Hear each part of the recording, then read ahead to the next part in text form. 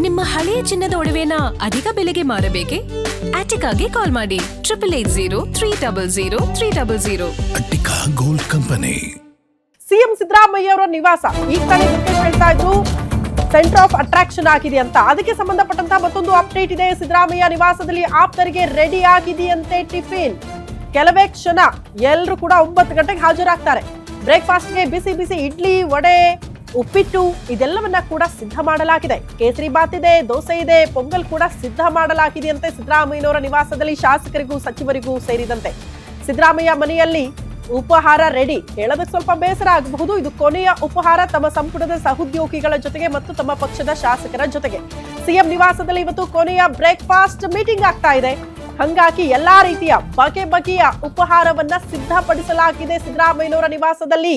In fact DCM DK Shivakumar ಅವರು ಕೂಡ ಈ ಉಪಹಾರ ಕೂಟದಲ್ಲಿ ಇವತ್ತು ಭಾಗಿಯಾಗ್ತಿದ್ದಾರೆ.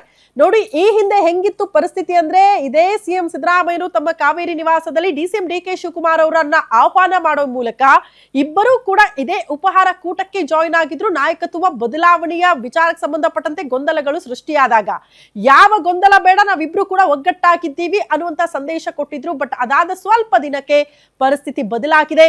ಈ ಬಾರಿ ಉಪಹಾರ ಕೂಟದಲ್ಲಿ ಹೌದೌದು ಗೊಂದಲಗಳಿಗೆ ತೆರೆ ಎಳಿತಿದ್ದೀವಿ. ಕಾರಣ ನಾನು ಅಧಿಕೃತವಾಗಿ ಸಿಎಂ ಸ್ಥಾನವನ್ನ ಡಿಸಿಎಂ ಡಿಕೆ ಶಿವಕುಮಾರ್ ಅವರಿಗೆ ಬಿಟ್ಟು ಕೊಡ್ತಾ ಇದ್ದೀನಿ ಅನ್ನುವಂತಹ ವಿಚಾರವನ್ನ ತಮ್ಮ ಆಪ್ತ ವಲಯಕ್ಕೂ ತಮ್ಮ ಸಂಪುಟದ ಸಹೋದ್ಯೋಗಿಗಳಿಗೂ ಹೇಳುವಂತ ಉಪಹಾರ ಕೂಟ.